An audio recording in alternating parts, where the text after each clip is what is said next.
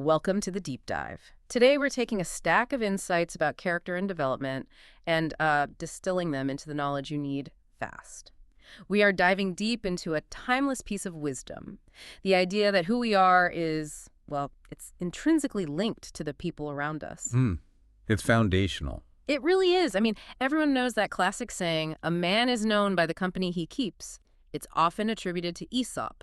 And that phrase, it really works in two ways, doesn't it? It does. On one hand, it suggests we choose people who, sort of mirror who we already are. But the other side is the warning. Exactly. The warning that we are incredibly susceptible to the influence of the people we surround ourselves with.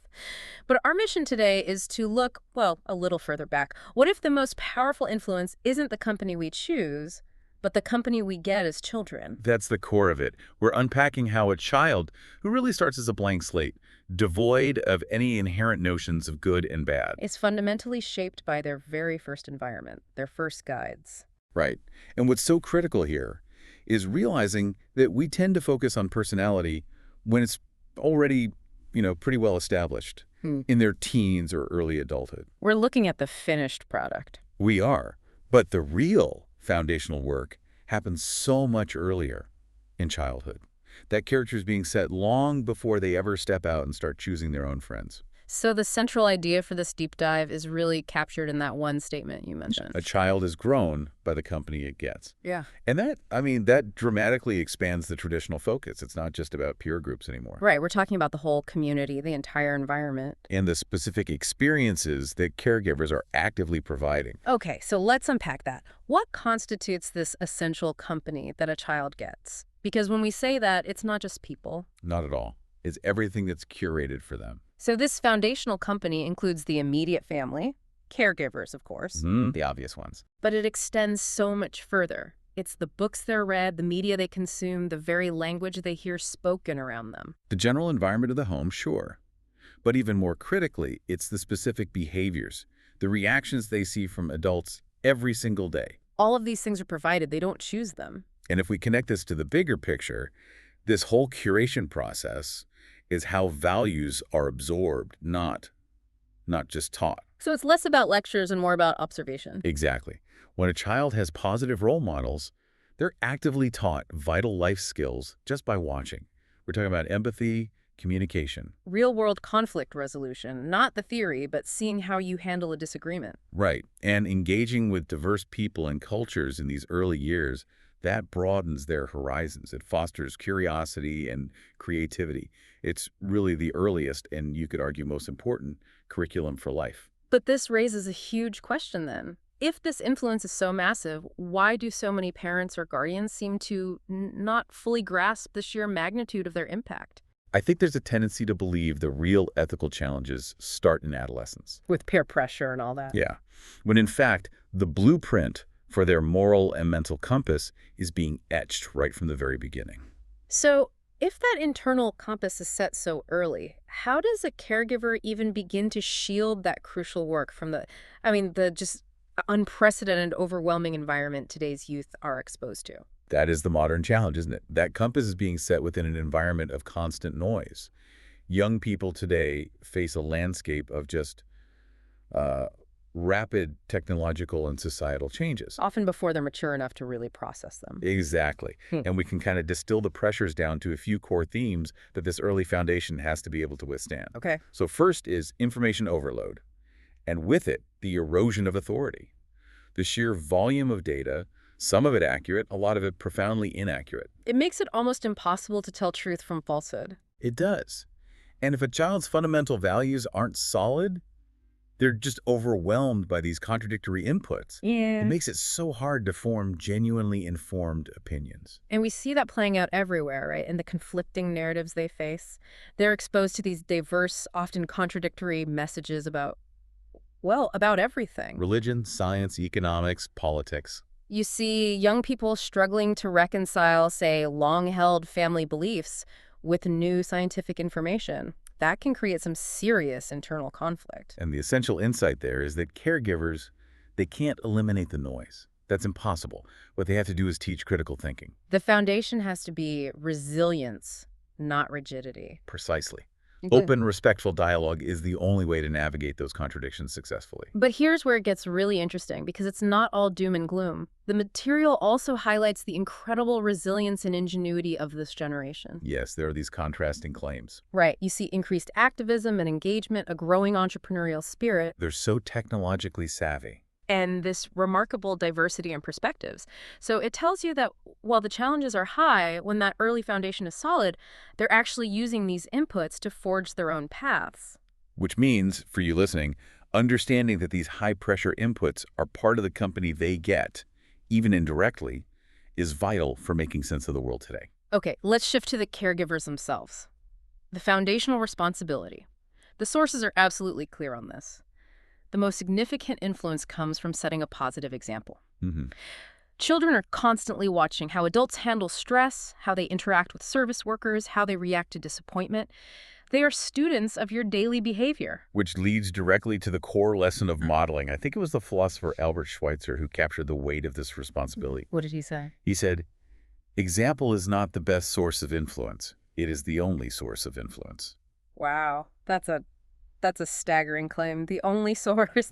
If that's true, doesn't that just completely contradict the common parental belief that we can teach ethics through words and rules?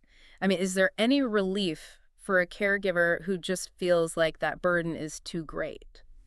It does offer relief, actually. The relief is found in prioritizing open, non-judgmental communication, especially as kids enter those more independent teenage years. So it's about listening. It's about actively listening, encouraging them to share their thoughts and feelings without immediately jumping to judgment or correction. And there are practical tools for this. Oh, absolutely. And they're vital. Caregivers should focus on using I statements, to express their own feelings rather than accusatory you statements. Can you give an example? Sure. Instead of "you never clean up your room," which just invites defensiveness, Right. try something like "I feel stressed when the common areas are cluttered because it makes it hard for me to relax." That's a huge difference. It is. Maintaining a calm, respectful tone helps de-escalate conflicts. It makes the child feel heard and valued, and that strengthens that essential bond. I find it so compelling that the sources specifically highlight grandparents here. They're sort of the unsung heroes in this whole equation. Absolutely. They're recognized as these wellsprings of love, wisdom, and positive influence. They provide a stability that, let's be honest, busy parents sometimes struggle to offer. They're invaluable assets. Totally. Quality time with them helps kids develop social and emotional intelligence. It strengthens their connection to family history. Hmm. And there's this one remarkable data point. Oh, yeah. Research shows that a staggering 90% of successful adults credit their grandparents for shaping their values and formative memories. 90%. Wow. 90. That truly reframes the importance of the extended family, doesn't it? That relationship is far more central to character development than we generally acknowledge. But we also have to talk about the negative loop. We do. We have to be self-aware. If caregivers struggle with, say, chronic negativity or anxiety, their influence can become negative, despite their best intentions. So what's the solution? It's not just try harder. No, it requires self-awareness. Caregivers have to acknowledge these struggles and actively work on their own emotional well-being, seeking professional help, support groups, whatever it takes. Because that effort creates a demonstrably healthier environment for the child. So beyond that direct interaction and modeling, there's this other crucial element of active curation. Mm-hmm. Caregivers have to actively shape the environment. The friends they allow the child to choose, the media they permit, the language they hear in the home. This active management is the mechanism that empowers them to make intelligent choices later on. It reminds me of that quote from the philosopher Robert Fulghum. What's that? He said, "Don't worry that children never listen to you. Worry that they are always watching you." That is so true. Okay, so let's unpack this idea of giving your children the best. The sources are really clear that the best does not mean the most expensive toys or the latest gadgets. Or just giving in to every unreasonable demand. Exactly. The real gift is setting clear, loving limits and teaching a good, durable value system, one that can actually withstand the outside world.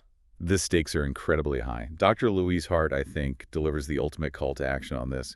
She said, "If we don't shape our kids, they'll be shaped by outside forces that don't care what shape our kids are in." Ooh, that's powerful. It really emphasizes the proactive role you have to take. It does. And the ultimate goal of curating that early environment is independence. It's about equipping them to choose wisely when they're older. And that preparation is especially crucial during those transitional vulnerable periods, right? Yes, like long summer breaks or that time right after graduation when they move into their first unsupervised environment. The old saying, an idle mind is the devil's workshop. There's some truth to it. There is.